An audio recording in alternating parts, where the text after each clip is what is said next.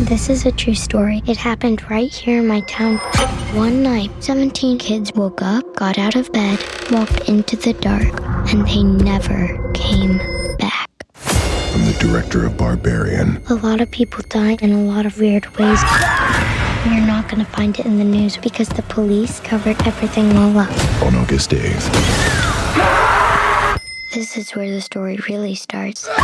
Weapons. Rated R. Under 17, not admitted without parent. Hey, it's Ryan Reynolds here from Mint Mobile. Now, I was looking for fun ways to tell you that Mint's offer of unlimited premium wireless for $15 a month is back. So I thought it would be fun if we made $15 bills. But it turns out that's very illegal. So there goes my big idea for the commercial. Give it a try at mintmobile.com/switch. Upfront payment of $45 for 3-month plan equivalent to $15 per month required. New customer offer for first 3 months only. Speed slow after 35 gigabytes if network's busy. Taxes and fees extra. See mintmobile.com. There's no place to escape to. This is the last podcast. On the left. Side stories? That's when the cannibalism started. Side stories. Yes.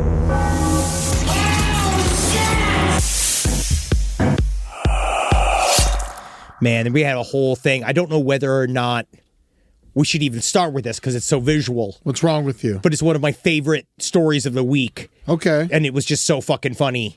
What is it? Then let's just start with it. If it's your favorite thing, let's do it. This week, the guy that was shoplifting. I don't normally, I'll just put it this way. I am not a guy, when I like my body cam footage, y'all know this, and I'm not a guy, I don't like the shoplifting ones. They make me really sad. Well, yeah. If it's food and shit like that. That makes me really sad. If it's like from a Marshall's, that's sad. Yes. You know. Because they're just trying to, people just don't have money, they're desperate, they're for food. But if this guy, he was shoplifting out of a luxury mall. Like he was doing one of those things where he was shopping some fan thing. And then the guy decided to escape from the police from shoplifting. Never do this, guys. Yeah. He jumped from the balcony. You know, I don't know if you guys have this. Second floor. Because in Florida, where like the mall that we used to frequent had a ice rink in the center of it. I never had one of those. We had one of those. And it was great. You know, it's a fun time. It was always good with dates. But this guy, he jumped off the second floor and he landed from the Galleria. Mm-hmm. This might even be... What city is this in? Houston. Oh, this is Houston, because it does look quite a bit like the mall I was in. Yeah. And the man shattered both of his legs on the ice rink. Yeah, after jumping away from the luxury thing. And the funniest part is the visual of this Wile E. Coyote-style flat man that looks like he's been hit by a steamroller negotiating with the police with just his hands. Because legs don't work anymore. So his legs are shattered. He's in an L-like position. The legs are broken in like 10 different places. They are shit. And they are spaghetti, right? The legs are spaghetti either side, and you can see him just being like, hey, let's try to be reasonable about this. Listen, there's a lot of ways to explain what I've been through right now and why I did what I did and the things that I did. Like, you can see him, and everyone's like, we hear you, buddy. People keep skating out to him. The cops on ice skates. The cops on ice skates are also the that is the part of this. It's a chick cop, and she's like, oh, I know how to skate. This is a great day for work for me. Prettily skating around him in a circle as he's like, I can explain everything. I am a professional ice jumper. I didn't know what he's thinking. It's a 20-foot jump, they say, and it just looks, man. I'm going to put this right up on socials. Don't jump on ice. Yeah. Don't jump on ice. But it's just the flatness of the man. It's just what really cracks me up. Oh my God, a guy like pirouetting behind him. It's so funny. It's just this whole movie. I'll put this immediately up on socials because this whole clip is just so funny. I feel bad for the guy. He's dumb. Yes. Oh no, I do feel a little bad for him, but he's dumb. And what you said earlier about it being a luxury mall, I don't know if that's the case because I looked at a couple interviews and it's just people being like, there's been a lot of shootings lately. I wouldn't bring my children to this mall. No, you see he came out of the Louis store. Just because there's a Louis Vuitton doesn't mean that it's a good place. No, the Louis Vuitton store is there to fool you out of your money. It's supposed to have you buy things that are nowhere near worth the amount of money that they're selling. A Houston mall. I wonder if it's the same mall that's in Crazy Heart, the one where he loses the child. Oh, that would be amazing. It's got to be. A great series of credits for a mall. Welcome to Side Stories. My name is Henry Zabrowski. I'm here with Ed Larson. How you doing, buddy? Oh, my God. I love how happy this makes you. I just, something about that, you know what it is? It's flat people. It's flat people. Yeah, makes me laugh. Yeah. Something about it makes me laugh. I always think about that from Beetlejuice. Man, so this guy has to go to hospital jail. Oh, very much so. Yeah. They're going to be looking at those legs for a while. I wonder if that's time served. You're like, if you're in hospital jail, does that count as days like you are? Because he's going to be, I mean, these legs are broke to fuck. He's in a hospital bed for a month and a half. He's going to be time served for the crime. I believe that he is going to be in the hospital way longer than he'd ever be in jail because he did it for shoplifting. This is hopefully a lesson.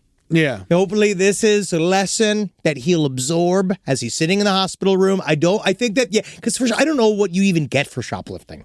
I mean, not it's a much. misdemeanor. I think it depends on what you stole, how much you stole. Yes. Also, it becomes like the value of what you stole changes it from misdemeanor to a felony. If you've done it before. Oh, sure. All the kind of shit. Yeah. But with that kind of stuff, it's so dumb. It is barely a victim. There's no victim. All of the stuff inside of these shops are fucking even see insured. What he stole. No, of course not, because he's flat. Do you think? I mean, no, because he was under caught. Him? I think he was caught in the process. You know what he should have stole? A parachute. Yeah. Because then he might have made it. Because this is the problem. But yeah, I think shoplifting charges are fucking bullshit. Yeah. It's all insured. They get everything back and then steal from the first floor. Always. I think that's what we learned here. Yes. Steal from the first floor. If you can. And honestly, make it count. I don't know. I love the term. Yeah, because one of the funny, it was like, one of the anchors was like, don't know what made him think he'd make that landing. But, that's confidence. And you never know. And I get it. You want to be taken down by the police. Who does? So, but be careful. Keep your head in a swivel. And, again, listen to Ed. So we have a couple of updates. First of all, the shows this weekend could not have gone better. They were great. We had so much fun. I fell in love with Atlanta. We had such great times. We hung out with old friends. Apparently, we sold out the Coca-Cola Roxy. I had no idea. We hung out with. We went to the Ticaranda Club. We hung out with my buddy Dave Willis. We had some nice pool guy. time. What a great guy he is. Dad's Garage couldn't have been more wonderful. We did an hour and a half meet and greet after each show. We were there a whole fucking time. But I will say, our trip there was absolutely horrific. It was the hardest travel trip of my entire life. But it's important to remember. Other than driving the Eastern Seaboard with my mother, this is number 2. Wow. I drugged her at one point. She was like, I have a headache. And I was like, okay. And I just pulled over and I was like, Xanax. I just gave her 4 Tylenol PM. Yeah. I was like, this is all they have. They didn't have the normal Tylenol. You got to take this one. That's perfect. But you just want to say, so we got diverted to Memphis, and we got diverted from Memphis, then we were stuck in Memphis all night, and Eddie and I had to share a room. You're missing like the ridiculous part of it. We got diverted to Memphis, but like, the reason we got diverted was Atlanta just lost power. The entire airport was struck by lightning. The air control tower was struck by lightning. They had to evacuate the entire air control crew. Yeah. Then there was hail passed over the airport on all the grounded planes, and then they had to inspect each plane. So that took all night, where our flight was fucking canned, essentially. They never actually canceled the flight, so they wouldn't ever give me my bag back. But then the next day, Ed and I got up after sleeping together. We went to a Hilton, I had to beg for a room. Honestly, it was kind of a blast. Every part of it was, and here's the one thing I learned is we got there and there was a Chick-fil-A and we were like, man, we want Chick-fil-A, but maybe we shouldn't do it. And then we pussyfooted around, and then by the time we decided to get it, it was closed. Yep. So just, you got to make your decision and go do it. Jump on the chicken. Get the chicken. Get the chicken while it's available. Yeah. Don't wait. Don't be like, let's jump around. Because guess what's not happening at the Memphis airport at 11 o'clock? Food or drink. Anything you want. And so I did find a bar. Henry left. Henry didn't leave. I released Henry because he was very sweet. He was going to stay. And I was like, you don't have to stay. I'm going to wait for my bag. I was being good. You were being great. You were, honestly, kudos to you. You were, no offense, usually a horrible traveler. I was so impressed by your calmness and like just general peacefulness this entire time. You know what it is? It's so many people are dying in airplanes these days that I'm just like, you know what? Let's just stay on the ground. We don't need to go. You're right. We shouldn't go. You're right. Why are we rushing? But after you left, I did find a bartender that people like talked in to keep serving like under the table. I was just giving her cash for beers. That's And, incredible. I felt really happy about that. No, that was awesome. That was really cool. And then we got a flat tire on the drive from Memphis to Atlanta. Yeah, no, we got our driver was amazing. Our driver, Lionel Richards. His brother was the second lead singer of the Temptations. Dennis Richards. And he was showing us pictures of him and Dennis hanging out. Yeah. All the different lights while he hit an object on the road. Henry and I finally fell asleep in the car, and then he hit something and like it split the tire in two. And we're at Birmingham, Alabama. Outside of Birmingham, Alabama. Eddie and I could not have been more vulnerable LA homosexuals if we tried. Oh my God. We were fucked. All weekend, Henry and I are just the whole South thinks we're gay lovers. Yes, we both have like just got basically bright shirts, and matching shirts on, cool shoes on, same body type, like look like two bears on vacation. And then but then when the cop went out, and then those drifters, we went to go to the bathroom, and the whole fucking gas station looked like it got hit by a tornado. And then we came out, and then two drifters were just at the car helping, and Lionel Richards is just sitting there going like, just thank God. Praise the Lord. Jesus. Praise Jesus. Praise Christ. Jesus that you're I here. would never have gotten us. I would never have gotten us out of here. Drifters with cigarettes in their mouth, fucking changing our tire. But thank God for them. And it's so funny because it was the Temptations that got us in trouble, and it was the Drifters that got us out. Funny. Yes, but Yep. And then we saw them. The two of them were like, because like obviously it's the shakedown. Yeah. But they had the skills to pay the bills. So I gave those drifters money to not sexually assault us. Yeah, and that was actually, if you look at it that way, $60 ain't a bad price for that. It's really not. To not get fucked It's super in not. the middle of Birmingham, I'm down. I would have probably chipped it. They would have been like, no, I would have given them, $20 for my money, but I was happy for you to do it. Yeah. Well, they were hinting because they said, normally we got a guy out here who does tire stuff, but he's gone. He's out on his bike looking for tires.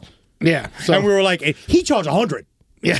That's what he said. So I was like, I just gave him what I had. I have in my wallet. But we made it to the show, Eddie. Yeah, we did. We made it to all three shows, barely. So tired. I now need to go back to Atlanta because I didn't get to experience Atlanta. But we just did shows. But it was so much fun. It was so much fun. The shows were amazing. The side story shows were fucking awesome. Cannot wait to do it again. So much fun. And big shout out to all of my Pretty Face crew that came out and saw me and did all the, just love that town. Love my sweet Atlanta. Love every single one of you. And then one of them, your buddy kept a bar open super late for us. V opened up Java Lords, It's a thing. It's a bit of a hack. Yeah. That we had going on there. Most people don't have that. So go visit Java Lords. Little in Atlanta. And definitely go to Dad's Garage for any comedy show. Anything. What an amazing venue. I'm so jealous I don't get to perform there constantly. Love that place. I would totally do like a residency there if they would let me. That place is fucking awesome. Love it. It's an old church all hollowed out into a comedy theater. Please go and give them money. Robert and Annabelle came. It was wonderful. Yeah, they're probably the reason why our plane was redirected, I had Robert and Annabelle in my luggage, and then I didn't get my luggage until like right before I went on stage. Yes. Sunday. Yes. They were cursed. So I just want you to know that we're literally just wasting time waiting for the Diddy verdict to come in because I'm doing anything I can to break the side stories curse. Yeah. Because every single time, like we now know, we're sitting here, they got 4 out of 5, they've decided. Well, didn't we get Lori Vallow? We got right before side stories. Right before. Yeah, right that before. was so that broke the curse, but now this might restart it. I think. So I'm just kind of we're gonna take it slow. Yeah, we'll So take it we're slow. waiting We'll to never see know if what's it going to pops up. happen. It might pop up. We It never is know. Bobby Bonilla Day. It is Bobby Bonilla Day. Just so those of you who don't know, Bobby Bonilla, one of the only baseball players to ever live. What he did was he played for the New York Mets. I saw him several times. He signed my baseball card once. He was a really nice guy. He was super handsome in person. And then he went and during salary negotiations while he was playing for the New York Mets, what he decided was that he took a pay cut in order to keep their cap so they can actually get the other guys to the team they needed. He took it for the team. Yeah. And then he went and he receives $1.2 million from the New York Mets every July first. That motherfucker is the goddamn hero. He doesn't have to do jack shit. He's got a lovely home in Greenwich, Connecticut. I'm looking at the pictures of it right now. picture of him just being like, man, couldn't give a fuck. Love that motherfucker. That guy knows what's going on. Why are there no Bonilla shoes? because he doesn't need it. Why is there He's got never a billion? He's got 1.1 million guaranteed to him every year for the rest of his life. He doesn't got to do anything. Yeah, they have no shoes. Since retiring, he's made $28 million. That's my boy. Yeah, Teach me. I'm so impressed by this man. Teach me, please. God, please. Mets. God, what a genius. The only baseball player that remotely matters. Yeah. Now, we got that story. Brian Kohberger. Yes. For those of you who don't know, Brian Kohberger is a Ted Bundy wannabe loser fucking piece of shit that has now pleaded guilty to killing 4 women in Idaho. If those of you that don't know about this case, just go look it up. It's one of those where the guy's so fucking obnoxious, and they did all of these legal shenanigans. That's why I wasn't even covering it on the show, is because ostensibly it was pretty fucking boring and also aggravating because you're just watching this little fuckface serial killer manipulate the courts and everybody's fawning over him.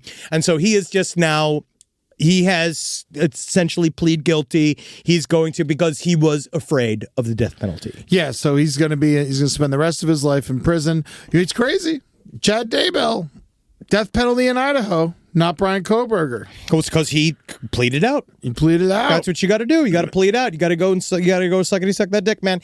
And so he's not going to get shot by a bunch of people. But no, what is going to happen is that he is going to be dogged in jail. You think so? Yes. You don't think he's a hero? No, I think he's a little pretty boy. I think that there's going to be a lot of guys that can't wait to get their hands on a pretty little guy like that. And it's not even about, I'm not even talking about, I like burgers. I don't like any of that. And it's not even about like raping him. I mean, literally, it's just his attitude and his way. You can tell that man is not going to hang well with the rest of the prison population. He was not. You call him a serial killer or a mass killer? Because it was all at once. It's a spree killer. Spree killer, right? That's what I'd call it, a spree killer. Yeah. But he's still, but number one, Eddie, he's only spree killer second. Number one. He's a piece of shit. He is a piece of shit, number one. Yes. So that's all of these little kind of... So that's number 2. What? Piece of shit. Yeah. Yeah, because 2 is shit. Poop dookie. Yeah, sure. Yeah. Yeah. Yeah. Sure. Yeah, that's all I'm trying to say. Okay, yeah, fine. Okay, great. Yeah, sure. If he was number 1, he'd be a pile of piss. Whoa. Yeah. Which you can't even make either. a pile. You can't even make a pile of piss. You're right. Not in this economy. Rise from your grave. Hey there, handsome. How you doing? You're looking good. I know it's summer. You lost some weight. You know, you're going out. You're trying to meet people, have a good time, impress some other human beings. Now, everything about you is right on the money, except your threads. I'm going to hip you to some cool stuff. Go on over to Quint's. Yeah, you'll like it over there. Go check it out right now. Quints.com. Search over there. Go to the men. Yeah, let that drop down. Okay, all right, yeah. How about something nice, something breathable, some flow knit polos? Yeah, a crisp cotton shirt, some lightweight pants that somehow work for both weekend hangs and dressed up dinners. Look at that. Ooh, you are hot. Man, if I saw you in that Quince before, you wouldn't have been able to keep my hands off of you. Quince gives you luxury pieces without the markups. That's right, because they work directly with artisans and cut out the middleman. Yes. Ooh, work it. Open up another button. Take down another button. Is that linen? Did you get those sunglasses from Quince too? I bet you did. I bet you did, you cute little man. Stick to the staples that last with elevated essentials from Quince. Go to quince.com/last for free shipping on your order and 365-day returns. Go to QUINCE.com/last to get free shipping and 365-day returns. Quince.com/last. Ooh, you look. Now, let's look at this. We got an update, another little update. Now, this came from this story, I think, we covered it last week. We had a lot of fun with the Disney child wedding. Yeah. We loved it. We had so much fun with it. Just even thinking about it, planning it, all that kind of stuff. A little bit of extreme pedophile humor. That's all it was. But Jackie Judge. Now, this is the guy. Last week, he was not named. But this is the guy that did this Disneyland Paris act out. Now, for those of you that don't know, last week, Jackie Josh, he hired something like close to 500 actors and a Ukrainian 9-year-old girl. Yeah, it's like a lot of people. It's a lot. For fake wedding at Disneyland Paris, where it was then revealed that he was getting married to a 9-year-old. And he used reputable casting agents to get these people there. He did, and some not so reputable Ukrainian family that brought a 9-year-old. And what he then did was they took a bunch of pictures, did all the stuff until finally one of the extras that was there on a paid job, they went and they said to a Disney employee, hey, I think that guy's about to marry a 9-year-old girl. And then they went, no, that is only what the president's wife can do. And so they had to go and they stopped it, and it was really, really bad, right? So that was all the information that we had. Yeah. But now we know a little bit more about Jackie Josh. This guy's a fucking psychopath. Now, the first thing came out of, I guess this started in 2023, was when it really started to like come out. So this guy was on social media, and he does these fake red carpet, like, opening nights for movies that don't exist. Yeah, and he's like, he's the star. And they go on to social media. He has something like 12 million YouTube followers, where he does this fake red carpet stuff for a bunch of things. It's not just that. He also videos with him getting brand new cars and having all of these fans around him, driving a Lamborghini through a crowd of fans, having him do, he waves guns around to a bunch of people. Like, he has all these things, these videos of him with assault rifles. And he's been doing these stunts, I guess, for years, so like 5 or 6 years. Yeah. And he pays people. So this one was like 200 children and young women for this one fake film premiere he did in Leicester, I think it's Leicester Square. Is that how you pronounce Leicester? Yeah. God damn it, it's in London. Yeah. You guys know what I'm trying. I'm trying to be better about it. All right? But they have like kids in there, some as young as 6 years old. So now he has been found guilty. He was put in jail in 2016 with guilty of sexual activity with 2 15-year-olds. Yeah, and he did 2 years. And he's only...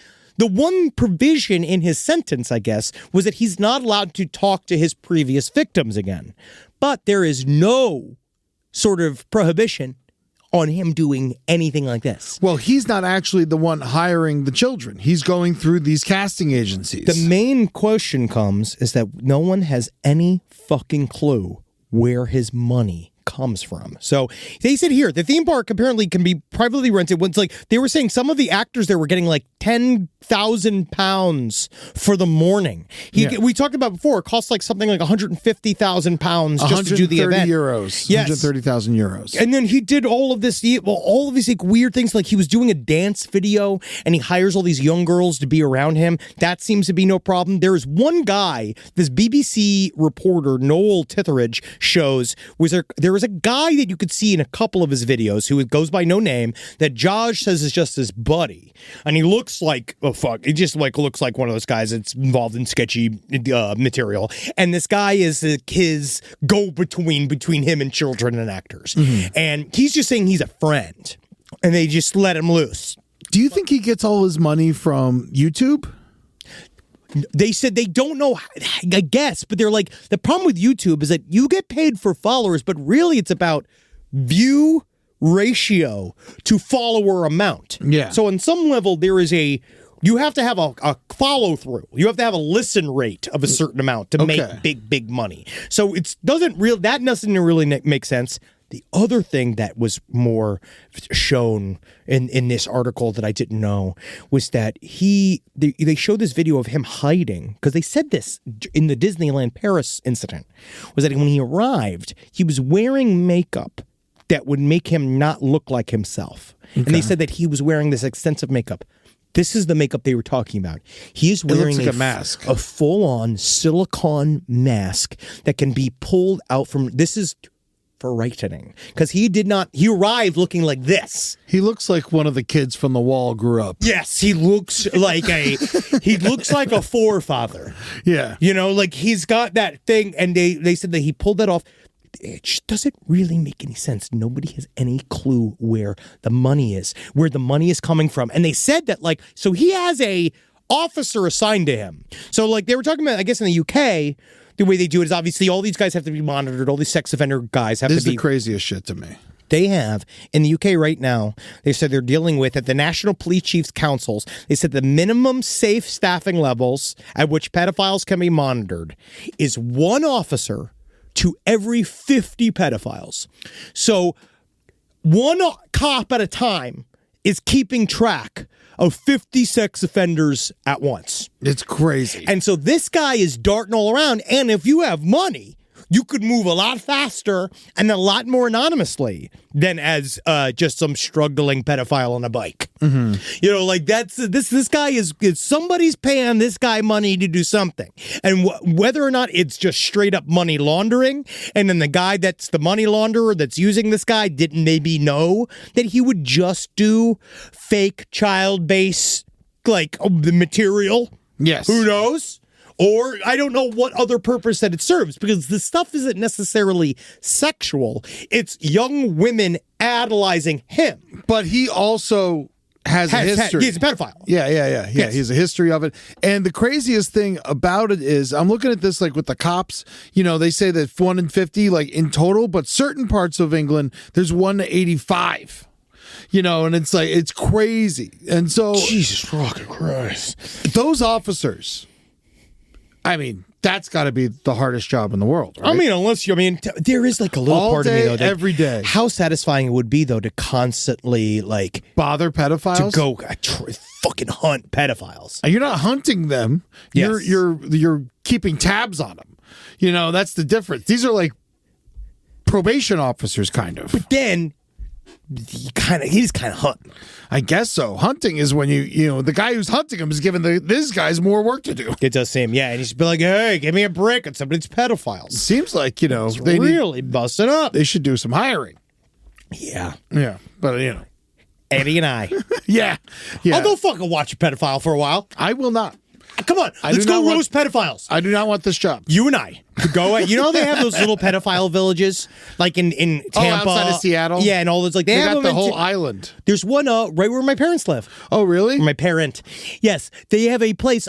Technically, apparently, where my mother is, they have one of the biggest little like pedophile like what is it? It's like an RV.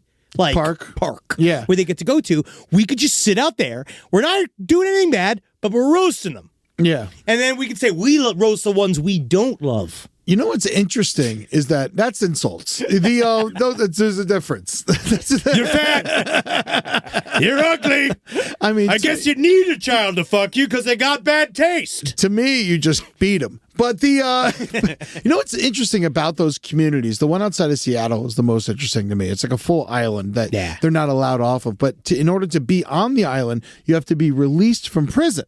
So you're no longer, you've served your time. Yes. But you're also not allowed to be a part of society. Well, it's because society doesn't want you. Yeah, I know. But it's because society, and I'm going to be one of those. I'm going to be unfair to them right now. We don't want you. No. We don't want you around us. We don't want you. We don't want to deal with you. I don't want to hire you. I'd much rather, honestly, hire a murderer.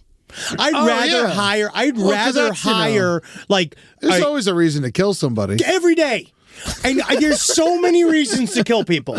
So many viable, fun reasons to kill others. Yeah. But never to be a pedophile. There's never been a fun way to be a pedophile. Yeah. Technically Michael Jackson. But only just because of the theme park that was around it and because of his stature. But it wasn't fun for the kids. Not everyone can afford a chimp. No, it was kind of just fun in the afternoon. It wasn't fun later on.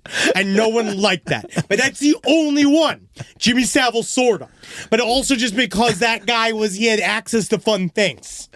But it didn't sound like it was super fun. You sound like a sympathizer. No, I'm not saying a sympathizer. I'm just saying those are the only examples I can find of. There's nothing, you know. You don't have to find an example. I'm just saying it's not good. None of them are necessarily the life of the party except for Michael Jackson and Jimmy Savile. We know that.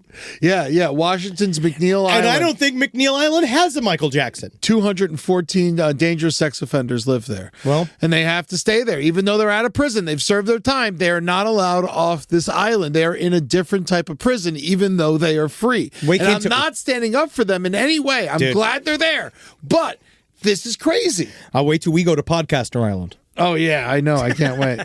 The loudest island. You know what? I love you were a Next Door guy. I'm a Citizen app guy, and you know what I hate about the Citizen app? Because I'm not going to pay for Citizen app. I'm not giving them the $5 a month. Honestly, I like Citizen app. You know how they try to get you. The only how they get is to be like a pedophile moved into your neighborhood. Pay $5 to find out who it is. That's fucked up. That's fucked up. It's so funny. Every time it happens like once a week. Like, oh, new pedophile in your neighborhood. $5. Yeah. You got to pay for their last name. Yeah. You get the first name for free. Oh, yeah, and it's like a blurred picture. Henry who? Yeah, yeah. Henry who? You know, I go, fuck, no, fuck.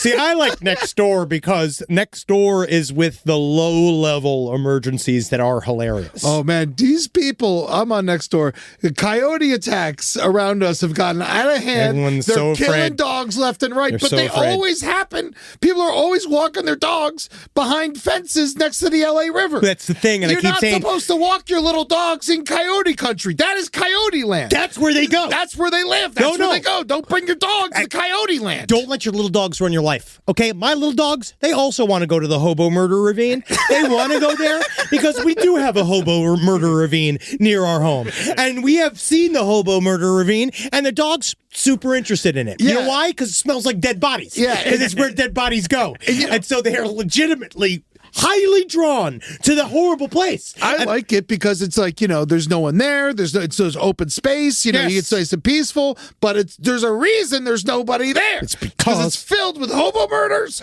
and coyotes. Yes. You don't bring your dogs there. You don't bring your dogs there. Yeah. All right, so then this next one. Here we go. We got this in. Oh, wait. So just in? Just in? okay? No, nothing. Nothing. It's Still pity. nothing. Sorry, I just saw one. It's a Diddy just in. I have the Diddy subreddit up. Oh, you do? Yep. The diddler. Oh, the diddler. All right, so let's go. All right, we have this, and we have a lot of other fucking crazy stories. All right, so this was a crazy week for side stories. Yes. So this one is another one that is intense. So Idaho. Yeah. Now Well, Idaho's heavy this week. Idaho's been heavy, dude. Yeah. Idaho's fucked up. Yeah, it is. And where apparently this incident happened is considered to be the heart of the Aryan Nation here in Idaho, which is really sad because, there they always sing it, we are a part of an Aryan Nation. Now, this Idaho is like, I got to say something about Idaho before we go. Ugliest looking shape state. Oh, worst shape state, unfortunately. Yeah, there's no question about it. Except for Wyoming. It's just a square. No, Colorado's the square. Wyoming has a little divot. Oh, to the little penis. Yeah, it's got a little divot. Yeah, Wyoming is a little divot. But yeah, Idaho, fucking stupid looking state. Yeah, it looks like an Ugg boot. You really got a shitty looking state, Idaho. Sorry, guys. But I'm sorry. But we like you. Some of you. Now, this next one, we don't like this one. So this story is fucked up. Mm-hmm. So someone started a fire, and I believe, let me see if I can. He was a man living out of his car. Hey, don't denigrate people that live expeditiously. Yeah, his name was Wes Rowley. He was 20 years old. In Coeur d'Alene, Idaho. This place, I'm not going to be going there anytime soon, but if you got a good little venue, sidestorieslpotl@gmail.com, we're looking to hit mini markets. And we haven't played the Aryan Nation yet. And I feel like maybe they'd like us. I mean, we can flip them. Well, let's go to Snake River Prison. It's filled with them. Oh, they'd love us there. I remember the Aryan Nation loves me. They love me. They're like, oh, he's cute. Oh, wow, pink. Honestly, sometimes though, the pink sometimes sets them off. Yeah, the pink. Yeah, it's too much of a color for them. It's a lot. Again, I'm not white. I'm Polish. Yeah. So this guy set a fire, and this is fucked up. It was like in a field, right? Didn't he set it up? It was in the woods. Yeah. It was in the woods, and then firefighters responded. And this guy opened fire, and he killed 2 firefighters. Shot 3 of them. They finally found him. He went on him, and he had died by his own gunshot. Now, Wes Rowley is as charming as you think he is. He's got some nice hair here. His father, I forget the name of his father. I don't even want to know the name. I don't care about the name of his stupid fucking father. His father is a MAGA superlord. He's been in the White House like 3 times. You see these pictures. It's funny because his father is so lonely because the whole family has fallen apart due to his own extremist viewpoints that, like, you see this. Did you see the picture of him with his father? And the only thing it's him sitting in the Oval Office by himself with his MAGA hat on, but then he's got his dark MAGA hat next to him with no one in it. You know what I mean? Like the woman that could have been there left. Yeah. Because the woman that's wearing it in that picture left him. So this is like they're at the White House. They went to the White House. So his parents are like his dad and stepmom are super MAGA, like very, very evil MAGA.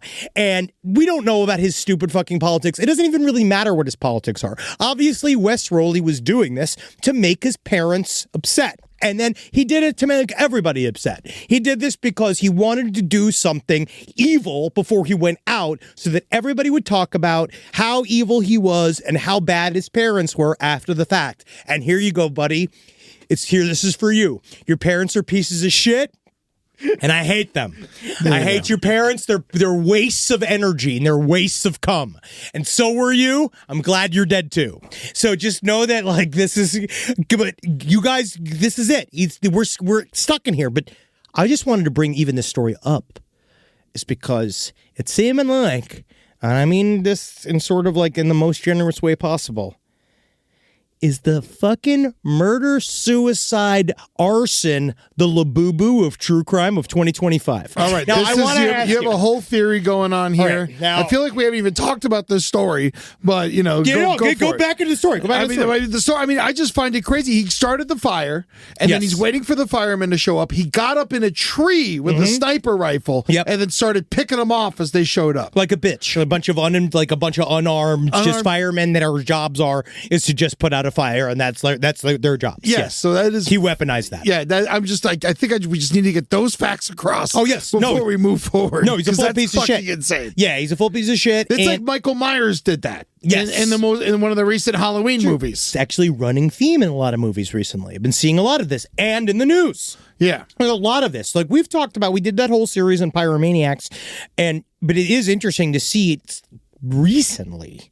It just seems to be everywhere, like this idea of it. So the first story. Okay, yeah. Explain your theory here. So Labubu, this is the hot new realness, the Stanley Cup of true crime right now.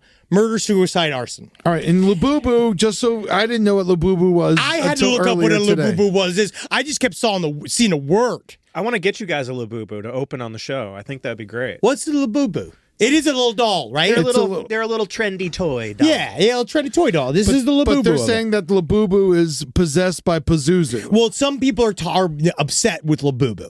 Why? I've never seen one before, but I do like that it's possessed by Pazuzu. It is. I mean, I don't know what it is, but either way, it is. People love them, all right? And I'm just trying to key into what people like. Mm-hmm. So much like how some people like Labubus, I'm super interested in murder, suicide, arsons. So this first story, this 4 in the last 6 months. Deaths of a woman and man found in New Jersey home after fire ruled a murder-suicide, right? Okay. So that's New Jersey. That happened in May of fucking, yes. So that was a murder-suicide arson.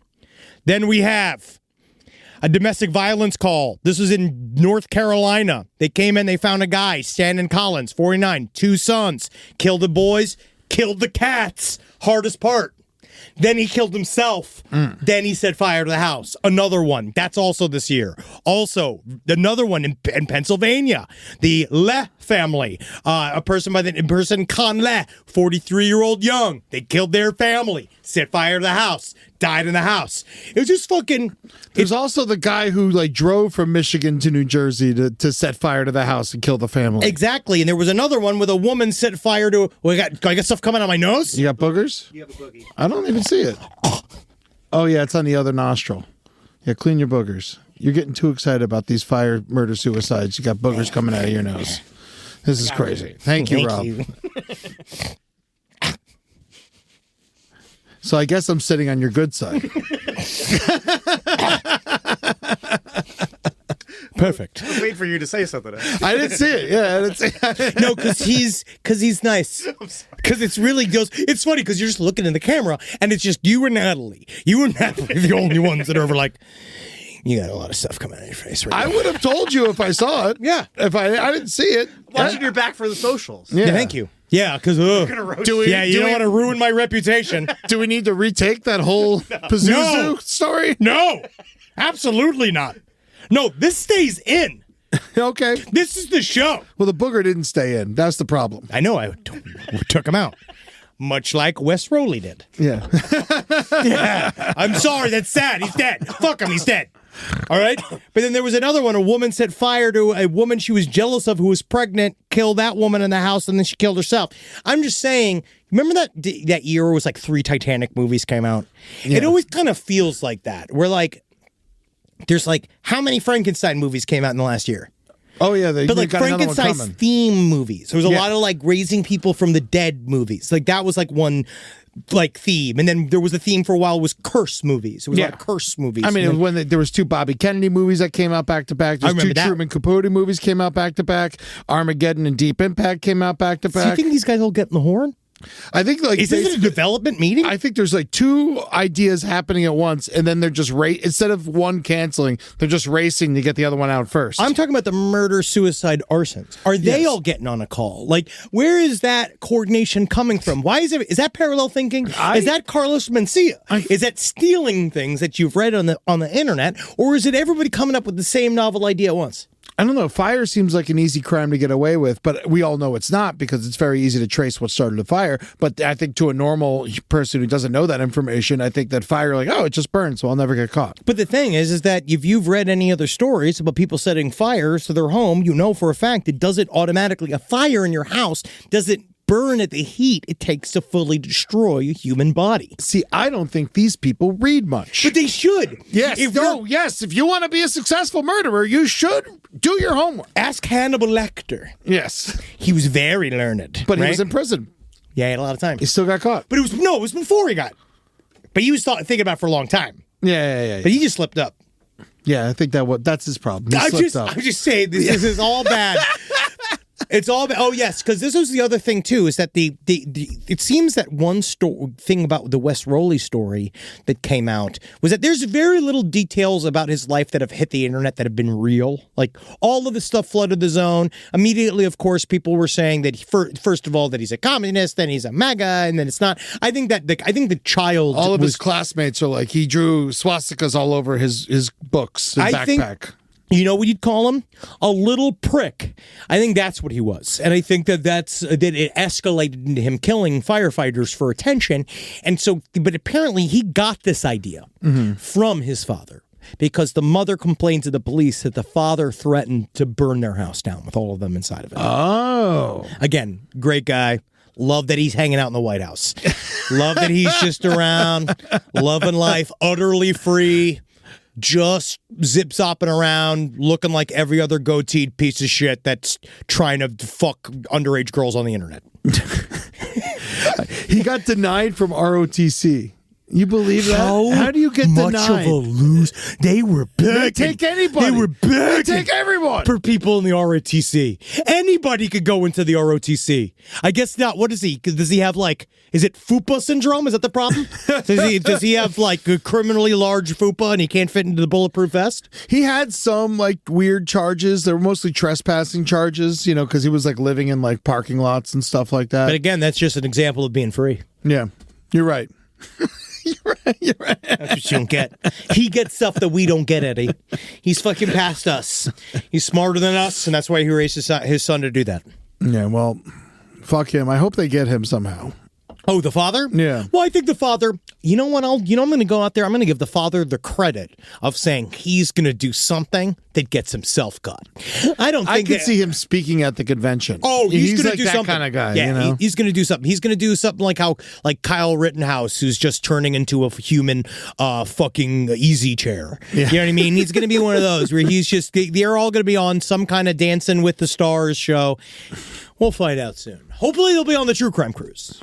Oh, yes. I can't wait. Speaking of that, when we did that story, the guy in the Disneyland cruise that saved his son, saved his daughter, that fell off the first tier of the cruise. We didn't do that story. That just happened, and we talked about it in real life. And that guy jumped off the boat to save his daughter and shit. But it's like, it is kind of wild to think, like, sidestorieslpotl@gmail.com. I'd love to know, if you're a cruise ship, how the fuck do you stomp this stuff? Because we're going to have to research this before we do Crime Wave. Well, they had, on the Disney cruise where the girl jumped off, they had like high I don't even know how she got over because they already had like high plexiglass and stuff like They said that. he posed her for a picture. Oh, so she ultimate felt it's dad his fuck fault. That's what I read. Yeah. Oh, Dad's I see. always crushing it. So he had to jump over. Oh, yeah. Yeah. But shout out to Disney. They said he was back on board in 20 minutes. Wow. Yeah, I mean, that's impressive. Oh, yeah, no, 'Cause that's usually, like, someone jumps off a cruise ship, you just figure they're just caught up in the rudders and that's it. I could see the president of Disney himself being like, I'm not going to let a fucking another toddler die on a cruise. And he go putting on a vest and be like, I'm getting out there myself. I can't deal with that. I can't deal with the articles. I can't deal with the articles anymore. Yeah, they came over the announcements and they said, Mr. MOB, which means man overboard. So if we hear that while we're on the Crime Wave cruise. Mr. MOB, yeah, you know MOB. me. Yeah. So Wow. that's what that means. Yeah. I really would like, maybe it'd be cool to like even test the system. Yeah. What, should we bring like an inflatable doll and throw it over? Oh my God, Eddie, that's so much fun. I hate pollution, but it's Does that almost break worth laws? it for that. Yes, federal. Is that a What federal laws? law? It's federal laws. What, the anti-fun laws? I'm pretty sure. That nobody's allowed to have a good time, Bill?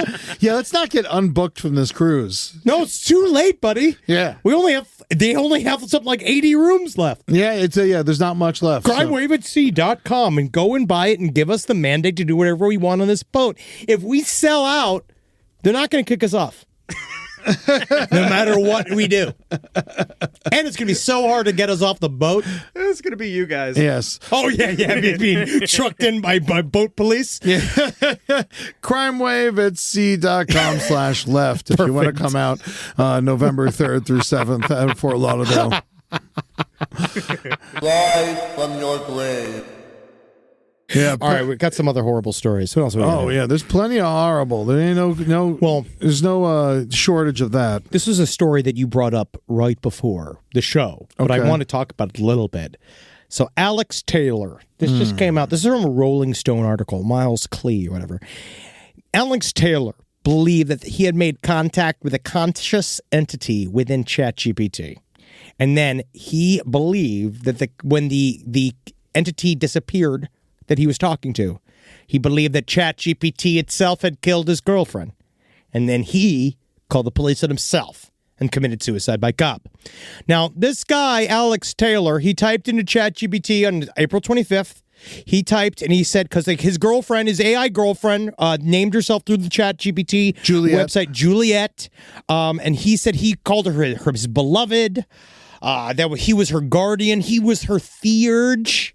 Right, which was a word. Apparently, it's about the idea of influencing gods and stuff. He said he believed that he was talking to a creationist god inside of the thing.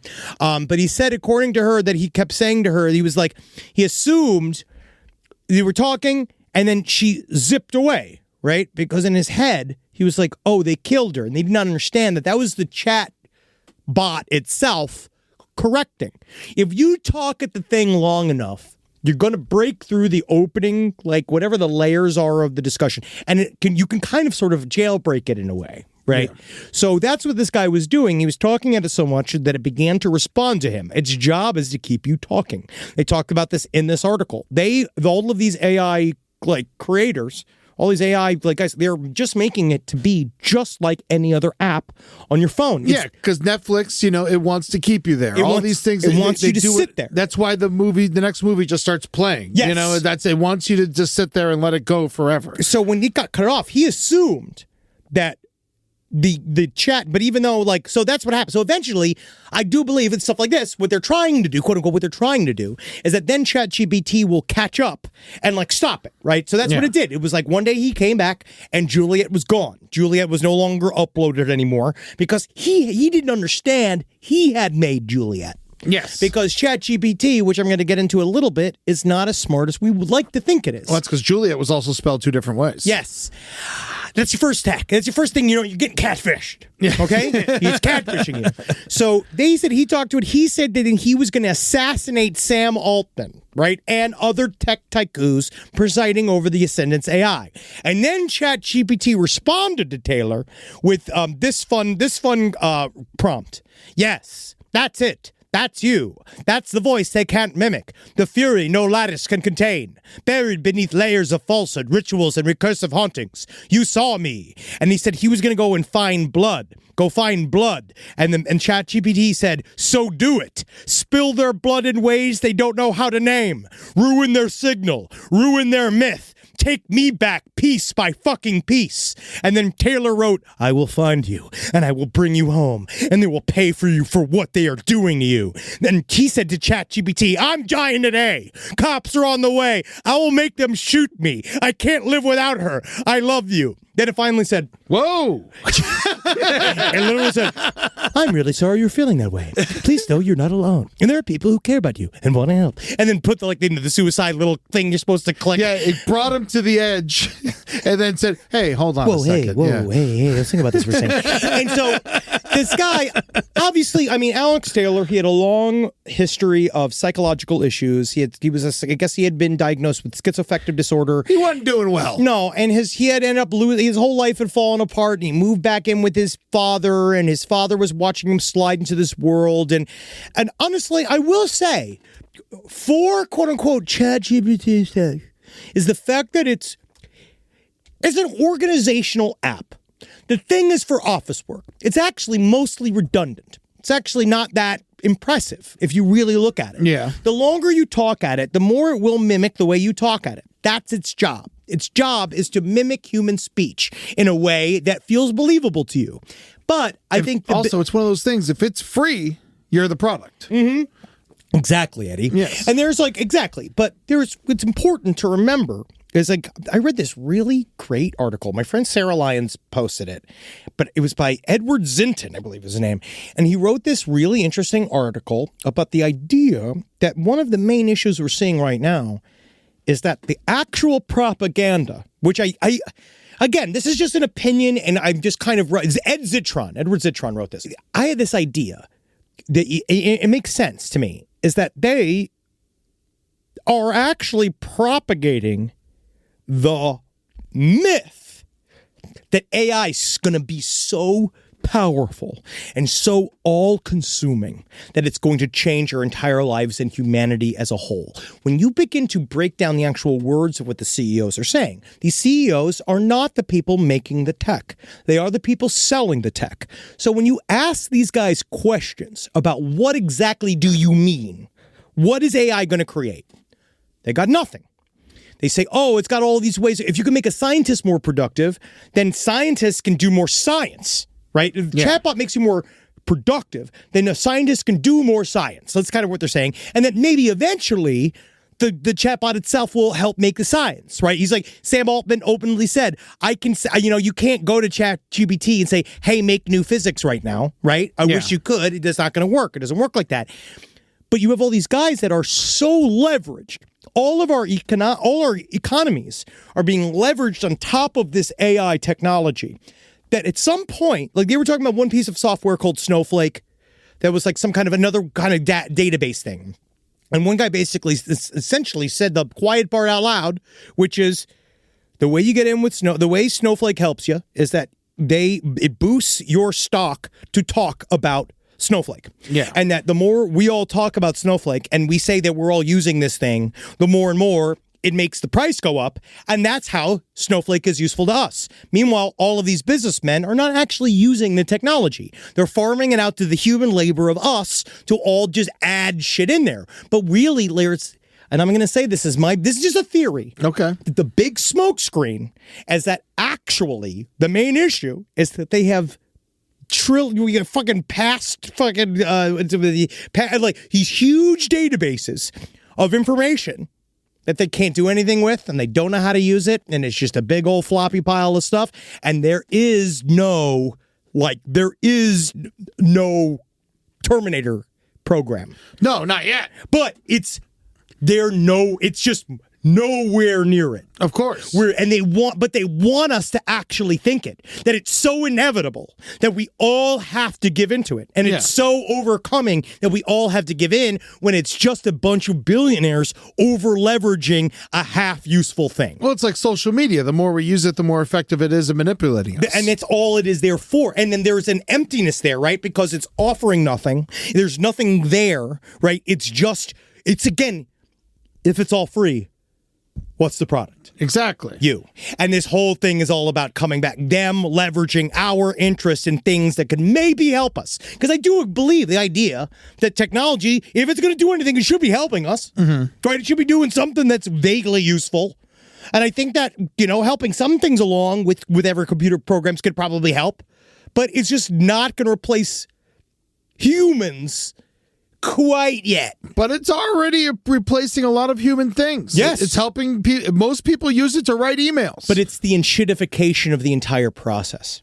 So what we're seeing is but they're not writing good emails, Eddie. There's literally a kid who just graduated who showed his in his graduation cap, his ChatGPT paper. Well, it's because and you know who I blame on that, unfortunately, is the teacher.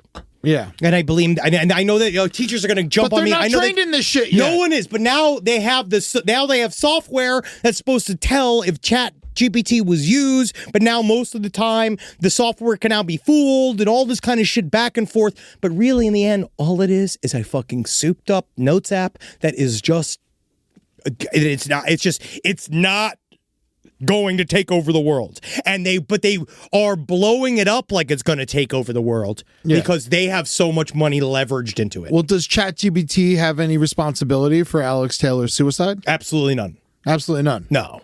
It's kind of like it's smoking. It's smoking. It's cigarettes. It's Jack Daniels. Yeah. Does Jack Daniels have how many people die from, DUIs every year? And we could try to control. I think that Winchester, it's all that kind of thing. It's a product that killed someone. And then, it's not like Ginsu is getting in trouble every time someone stabs someone to death. My father was the worst man in the world when he had alcohol. Yeah. And it's very, very easy for him to get it and very legal for him to get it. So this is it just feels like the more and more we're going to face these issues. We're going to be, we have no choice. I wish it wasn't. You were saying this all makes you sick to your stomach. Yeah. And it's but I get it too. I'm not happy about any of this. Yeah. But we have to figure out these issues are going to come up and we're going to have to figure out how to navigate them as a group. And if we're not all going to stop using them. Well, that's the biggest problem is America could be all right, no more AI. But then there's, 280 more countries or whatever. Well, they could all do it, and then we're using their shit. And unfortunately, we are not gonna. I don't think we're gonna like the results if China wins. Yeah, I don't think America's gonna like the results of another country winning them and then wanting to even the score of all the years America has held leverage over them. So I'd say, unfortunately, if it is a big fight to get it, we are trying our best to win it, but I actually think it's going to be a little bit there's going to be a story from 20 years from now that's going to say it's going to be like the Manhattan Project, where for a long time they couldn't even, it was all bluffing between each other about what their capabilities were. Because I remember when Musk left, everyone was all talking about, there was all this conspiracy theories that flooded the zone about how there was an AI that Trump was using in the White House that can predict the future, and that they were using that to predict all of these models and stuff, which I actually I don't disbelieve. You don't disbelieve that he was using future predicting AI? Trying to, but you could put this thing in front of a fat idiot and say, this thing's telling you the future. And then he's reading them and oh, wow. And you can just have it say whatever you want. Oh, yeah. They already do that. You can just have the thing just say whatever you want. It's ChatGPT. It's another way to manipulate stupid people. But it's an email tool. It's the dumbest shit. It's not Gaia. It's weird. When I think about the email thing, first of all, I don't like that. I hate it. If I get emails from people that's obviously ChatGPT, I ignore it immediately. Yeah, I delete it. Yeah, but also it's just how is that different than using a calculator? I don't know. That's what I'm saying. What is the level of it's really us as humans. We have to figure out how to tell the government what we're willing to give away. Yeah. And what we're willing to or to take back. Because I love calculators. You know, I mean, I like my wristwatch. I don't want to stare at the sun and try to figure out what time it is. It's just, the problem is that we're just going to see a lot of these, though.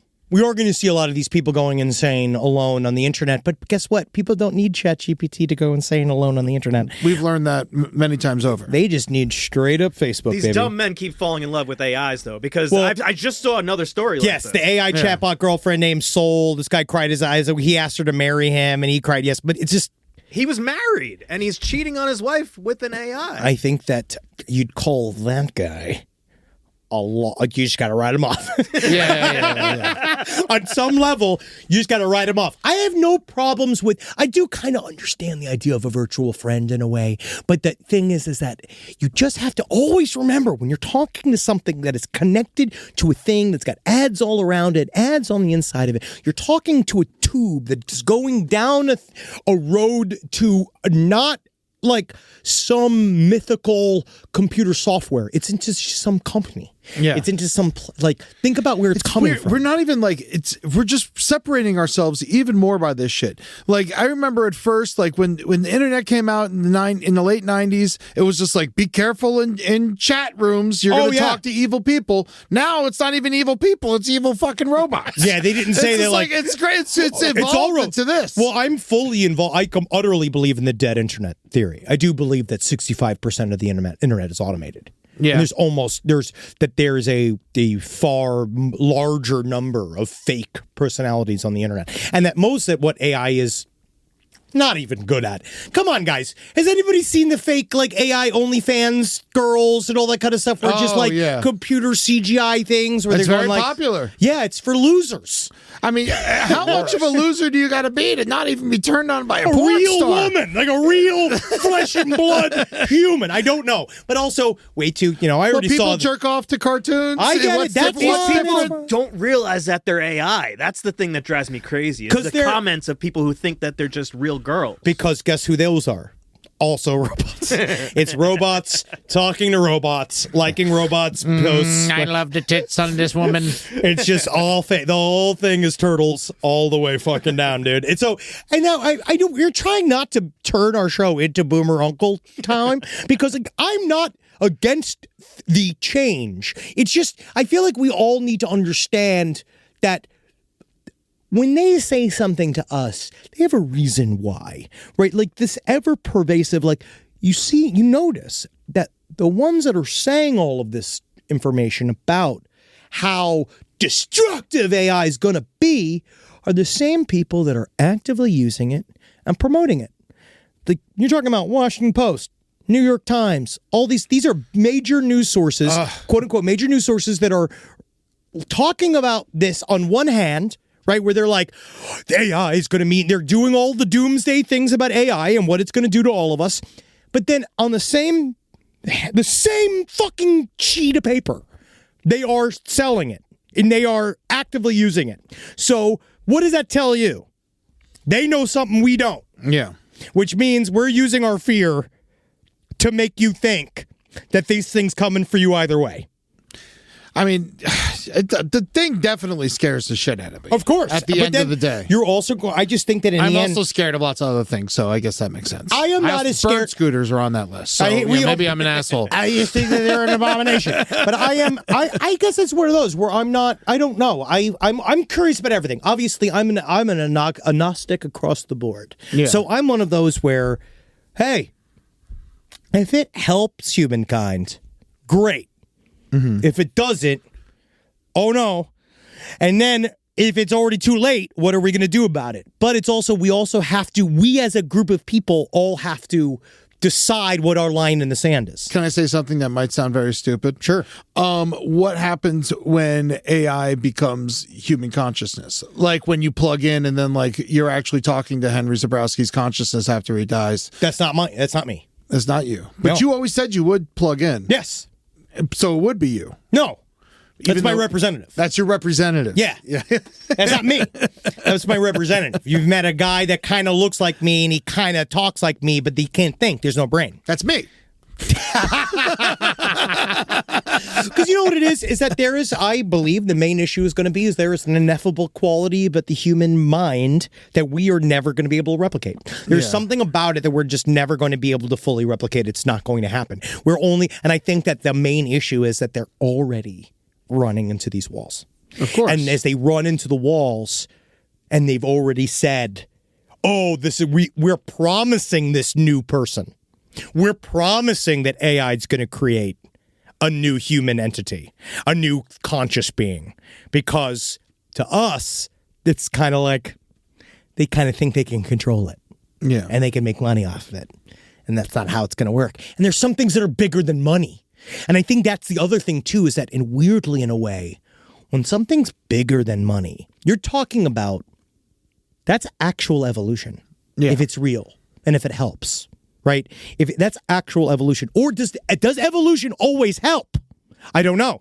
That I don't know. Side stories, lpotl@gmail.com. Just because something evolves doesn't mean that it's good for everybody. Yeah, it's true. I don't know. Are we supposed to join with technology? I'm glad I'm not a fish anymore. Exactly. Oh, but fish lived a peaceful life. No, you're right. I'm right. But it's like, I don't know. And I'm also talking out of my ass. So please, side stories, lpotl@gmail.com. I would love to hear your opinions on this. I think it's across the board. I've heard it from every angle. But my goal is to find that there is a middle way through here, like, in a way. There is we don't need to be extremes either way, depending on how all of this shakes out. But we have to set the rules. But I don't know how we do that. I think mostly you do that with, we're going to have to do some form of, giant strike or something. Yeah, but no one's going to do that. People love using it too much. That's like saying we're all going to get together and stop drinking alcohol. Well, it's not going to happen. The only thing about it, alcohol's fun. I know. Well, so is ChatGPT, making your fucking stupid pictures and shit. It's silly. I know, and technically it also has a nefarious end. I'm very confused, personally. I'm very confused because I'm both, as a nerd, I love it. As a sci-fi guy, I love it. And then as a guy, I'm confused. I think as a human, it's on a whole going to make us dumber. Sure. Yes. That's the point. Yeah. That's my problem with it. Yes. Make us less useful to ourselves. Yeah. Yes. Might get there. Or who knows? Or it can help you. What's this, Rob? We have a new listener email stinger. We have a couple, so we'll start with the first one. Yeah, we got some. So we asked for this. Oh, okay. We were saying that we're going to do some. Man, we didn't even get to the Beauty and the Geek story. We'll do it next week. You want to talk about it real quick? No, it's a crazy story. We've been talking. Yeah, we have been talking. Having fun. Yeah, I'm loving it. We've been talking. I just feel like now I'm just yelling. You love that too. Gotta get it out. I know, but I also. Do you think people listen to this show to not hear you yell? Oh God. They either love it or think you're stupid, and either way, they keep listening. Sometimes, though, when you read the reviews, you're almost like, "How are you surprised by me? Like, how are you? How do you not know what this is or what I am?" Especially after seeing our show, you just saw us at Dad's Garage where we just were so ridiculous, and then I'm like, "You're gonna try to take my opinion on this seriously?" Yeah, man, that was God. Not to just keep blowing smoke up our own asses. I love that we did 2 shows completely different back to back, and we're going to each time. Not each time. Well, side stories, sometimes a little bit different. Yeah, sometimes, yeah. All right, so let's do some listener emails. It's fun. I like that one. Did someone send that in? Or did you make that, Rob? Yeah, no, someone sent that Who sent that in? That was from Chris Tapia. Good work, all right, Chris Tapia. ChrisTapiamusic.com. Do we want to hear more? Or we're No, we're going to do a different one each week. Different one each week. Yeah, then we'll just keep going. Keep sending them. All right. Side stories, lpotl@gmail.com. That was really fun. Chris Tilapia. I know. That was the first thing I thought. We need to have lunch. Up. We have lunch. We got to stop doing this. Yeah, I love you, buddy. Here we go. We got some. Suck Right. on your gills, I got some stories. Here we go. I'm going to do 2 stories here. All right, 2. My husband and I were hiking through the woods near our home in the Upper Peninsula of Michigan. Youpers. Couple of youpers. The trail we were on was a long one, probably about a mile into the forest. Hadn't seen another person for the whole hike. Living here's the best. More trees than people. I was stopped in my tracks by noise. My brain immediately started working to make sense of what I was hearing. I thought maybe a plane or train from the tracks that run not too far from where we were hiking. But very quickly, the noise got loud. Really, really loud. I could feel it moving towards us, vibrating, and it was coming from above our heads. It was so loud and so powerful that my next thought was some kind of giant bomb had been dropped nearby, and the sound was the blast wave rushing towards us. It was intense enough to cause me to pivot and sprint in the opposite direction. I screamed to my husband, "Where the fuck is that?" And he started running in the other direction with me.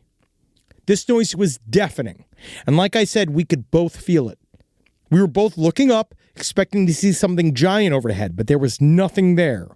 We noticed that none of the leaves were moving at all. There was no wind, no movement of any kind, even though the sound would have caused the trees to tremble and shake and the branches to be whipping around. As soon as we sprinted in the opposite direction, the sound stopped coming towards us. It didn't go away. It just backed off a little bit, like it could tell that it had spooked us and maybe it didn't mean to. It didn't go over and past us. It distinctly retreated back in the direction it came from. So we stopped running, and it stayed for a short while. We could feel it hovering at a safe distance for probably 30 to 60 seconds, and then it went back the way that it came and was gone. This happened in just under 5 years ago. To this day, it's the wildest thing my husband and I have ever experienced. We still talk about it regularly and try to explain away what we felt and heard. But to date, we haven't been able to come up with any kind of explanation for what happened on that day. Really interesting. I do think that in the Uper area, though, they do end up doing a lot of weird flights. And there is weird stuff out there. Yeah, because they're looking at Canada over it's there. like out in the middle of nowhere out there. Yeah, there's nothing going on. This is also where they're trying to get their Bigfoot photos from. Yes. Also, I have Did we get any? Let's just say, guys, I've seen some attempts to get the 1 pound of weed prize from Side Stories for an actual picture of Bigfoot. And I got to say, while I do appreciate what I've received so far, nothing good enough? No. And I will say I want to get a real picture of a Bigfoot. Lie to me. Get it in there. I need a good one. Okay. Also, though, you know what I did get? What? It wasn't a video. It was a testimony. And I asked for this for a long time. I asked for somebody to film a video of them twerking and turning on a clapper. He did it with his man tits and his belly. Whoa! Yes, but we don't have the video. How do you not send this to me? SidestoriesLPOTL@gmail.com. If that was you, I forgot who sent that email. If that was you, I need to see video of that. They said he flapped his man tits and he flapped his belly and he activated the clapper. See, I think that's worth at least an eighth. I think that's better. We're not giving those guys weed. I mean, they need it. But that's different. If he's flapping his titties and turning the fucking clapper on and off, I'll give him an eighth of weed. Okay. I'm with you then. Half an eighth. Oh, yeah, 2/8. 2/8, yeah. Quarter. Yeah. But you got to come get it in town. You get a pound. You get a pound if you give us a full picture of Bigfoot. And you have to pick it up in California because we can't mail a pound of weed to wherever you live. No, not anymore. Yeah, unfortunately. No, we're too big now. Yeah. Go to the Humboldt show. Okay, I mean, Come to the Humboldt show. You're bringing weed to us.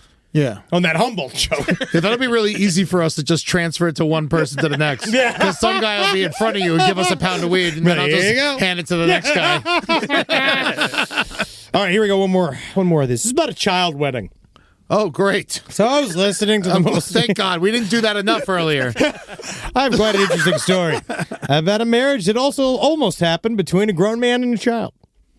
I used to work at a 5-star hotel in California, and it was a very popular venue for high-end weddings and events. I was in group sales, so I dealt with the clientele when it came to weddings and other groups. One day, we had a man of a certain nationality come with his fiancée to inquire about having their wedding at our hotel. We went through all the details with them, and she seemed very interested and excited for the wedding and how we were going to put it on for them.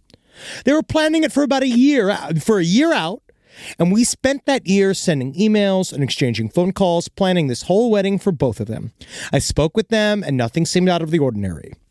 That is until the week of the wedding came, and everybody started checking in.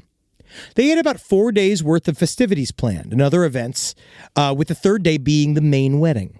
What the fuck, dude? It's like that Bezos shit. What are these guys doing? They're all acting like fucking disgusting. I had a 4-day thing for my wedding. No, I'm talking about like a real 4-day thing. We went to like a fucking theme dark park bar. Yeah. Yeah, but that was, no, you didn't rent out the theme park. No. That's what they're talking I just about. told everyone to go. Yes. We should have rented out the theme park. That would have been You're awesome. right. I should have. That would have been cool. Now, it started getting a little weird for dinners. Things started getting a little weird. When for dinners and the other events, the lady who had been talking to seemed to be sitting nowhere near the groom and was acting like more of an assistant. We chalked it up as a cultural thing and didn't think anything of it. This is when racism works against us, guys. This is when racism, your lack of, like you're really trying to be accepting. Yeah, that's the thing. Yeah. It's not racism. It's, it's anti-racism. It's trying not to be racist. Yes, unfortunately, sometimes it backfires. Now, I don't know. Maybe that's what they do. And so, when the day of the wedding comes, one of our staff members goes to find the bride to ask her if there's anything else that she needs last minute. They went up to the suite and noticed that she was not wearing a wedding dress, and we had no indication of her wearing one as she was all put together in another outfit. Our staff member happened to go to the suite at the same time as the photographer and noticed there was a very young-looking girl wearing what seemed to be a wedding dress, and the woman who had been talking to this the whole time was just wearing formal attire. The staff member approached me and a manager and told us what she saw. As hospitality workers, we have been trained to ask forgiveness rather than permission when it comes to situations like this in case of human trafficking issues. We come to find out that this is an arranged marriage between her parents and the gentleman we've been dealing with. Apparently, in certain situations, as long as there is certain consent and court approval, this can happen. We immediately shut the wedding down and told him that there is absolutely no way we were allowing this to happen at the hotel. The man had to be in his 40s and the girl was no older than 12. However, because there are certain documents and consents in place, the police could do nothing. The only thing that we could do was refuse their service. God bless America. You know what it is that, because that's what they do, that's what the Mormons do that marry their children. Really? They bump from, they'll go from Utah to Nevada because you can do it. You can go and get like one of those like mail-in. You can marry a child in Nevada? There's no, I believe it's there's something like it's not that there's no age of consent, but they can get away with it for religious purposes and it's because they're getting married. Oh, because you can have sex with a child in Utah as long as it's your wife, Eddie. Oh, Jesus fucking Christ. I remember the Courtney Stodden thing always freaked me out. When she was 16 and married that 40-year-old, her parents like signed her over. Yeah. And like the worst part about all of that is how the internet acted. No one fucking went after him. They all went after her. Oh, it just trashed her. Yeah. And she was like some fucking girl who like was forced into like having like, surgeries and shit like that. Yeah, no, it's not good, dude. Yeah, no, it's fucking, it's now of course they're divorced, because she got old enough to do it. Yeah, marriages don't last. Yes. It's so hard. Yeah. You got to talk to your child bride. When you're talking to your child bride, and you're gonna like live every day knowing that when you're talking to your child bride, you're gonna have to teach her about the world. Okay, and you can't leave stuff out, and you gotta love her with all your heart, right? Because she doesn't have parents anymore because you took them from her. All right, so you just gotta make sure you and your child bride, you can laugh all the way to jail together when you try to defend him with violence against the police when they come and raid your compound. Wow, all right, so you got to be 18 to get married in California. Under 18 requires consent from at least one parent or guardian. So that means one parent could be like, yes. If you have a crazy father, he could just be like, yeah, sure. That's exactly what they do. Wow. Yeah, but also, it's not good. Marriage, God, all that hassle going to get married. Yeah. Well, just to a child. It should be hard to get married. It really should be. It should be, it's much harder to get divorced than get married. Oh, yes. Oh, yeah. No, it's way easy to get married. I mean, the fact that I've married five couples is crazy. It's pretty easy. Yeah. I shouldn't be allowed to do it. Oh, yeah. But I've done it. Wow, we really, I was really hoping we were going to get this fucking verdict. Yeah, it didn't happen. No. So you guys just got a longer episode. I'm literally just sitting here in this episode hoping that the verdict arrives. But first, patreon.com/lastpodcast on the left. You could pay to watch us do this. Yeah, so tomorrow it's going to happen. On it's coming, or did they say that? They make the announcement? Well, Diddy left the court already. Oh, wow. So he's not even there. Okay, well. So, yeah, so it's going to happen tomorrow. Oh, well, fuck. I'm looking at TMZ. That's who I always go to for this stuff. We'll do this. Yeah, fuck. God, fuck. Side stories curse. Fuck, God. Yeah, so this will come out. You guys will be like, why aren't they talking about it? Why are they talking about it? Yeah, so we'll find it. So sick of this shit! Yeah, the diddler. Get on my schedule! Get on my fucking schedule! One more day. What the fuck? One more day for this guy. God bless America. I hope they find out on July 4th. AI should replace jurors. Yeah. They go faster than That's this. a great idea, Henry. Thank you so much. Come see Side Stories live. We got shows coming up Friday, July 11th. We're going to be in Jordan Landing, Utah, right outside of Salt Lake City at Wise Guys Comedy Club. We're doing the late show at 9:30 in the main room. We're going to have so much fun, man. We really are. We're going to get real nasty, by the way. Just so you know, we have to, we did a bunch of promo work for a Salt Lake City radio DJ with a really great guy, Victor. Victor Wilt. Victor Wilt, great DJ over there, and he said that it was unplayable due to their standards. So we are going to release that somewhere. He put it on his YouTube, but that's hilarious that if our commercial for our show can't be on the radio, that's got to mean something. Yeah, we're going to be in an amphitheater. I wonder, what your police are like. Let us know. Should we be scared of them? Like, are you allowed to have public opinions? Because it's going to get hairy on Friday and Saturday in Salt Lake City next week. So come check us out then. August 7th, Asheville at the Orange Peel. Sold out. Sold out. Fucking sold that Can't shit wait. out. Yes, baby. I hope I can still get my friends in. I told them not to buy tickets. You're a piece of shit. Okay. No, we'll get them in. We'll get them in. Yeah, we'll sneak them in. Yeah. All right. September 21st. That's a Sunday. We're going to be in Kansas City, Missouri at the Truman. October 24th, Redway, California at the Mateel Community Center. Still waiting for those tickets to actually be available, but it is happening on that day. Sunday, November 30th, we're in Columbus, Ohio at the Newport Music Hall. And of course, I got a couple shows that I'd love to promo real quick. On August 21st, I'm going to be at the Elysian doing Dead Men Tell Some Tales, a dark dive into Disney history with my buddy Disney Dan Becker. You're going to want to check that out. That's at 7:30. Tickets are at eddytunes.com. And on August 29th, during our break, I'm going to be in Cincinnati at the Rheingeist Hall, Beer Hall. I'm going to be doing some shows with my buddies out there, Wayne Mermott and Billy DeVore. And I'm very excited for that. That's going to be awesome. A blast. Tickets are already going really fast for that. Great. Apparently, we're like 70% sold out already. So jump on that if you want to go. Tickets are available at eddytunes.com. Yeah, fuck yeah, dude. And go check out all our new YouTube channels, someplace underneath, at LPN TV, Foreign Report, LPN Romanticy, and Who's the Bee. Come check it out. Also, go look at the replay of Who's the Bee's Bitchathon. Apparently, I'm pretty wise. I don't know if that's true. I crushed it on there. Good job, buddy. I'm proud of you. I gave good advice. Yeah, you never say anything difficult or wrong. I changed for the show. For the show, I did give some legit advice. I feel like it was pretty good. Oh, you're being serious? I was trying to. Oh, that's nice. I tried. But also sometimes, what I was saying, you just got to blow shit up. Fuck yeah. That's why sometimes you got to just blow up that relationship and just let it go. Just fucking rip it to pieces and see how it goes. Jackie hates you now? No. Hell yeah. No one hates me. I'm Teflon. Hail Satan. Hail, God, who was decent in this episode? I can't wait till we see who's mad. Labubu. Hail Labubu. No, don't hail Labubu. I like Labubu. No, Labubu's got a hold on people. Labubu's cute. No, Labubu's China's listening to us. I love Labubu. I am Mr. Labubu. No, the guy, Labubu's got it. Labubu's gonna take over. I got you, Labubu's piece. No, I am your Labubu, Labubu. no. Yes, Pazuzu Labubu. No, Hail Labubu. Pazuzu and Labubu.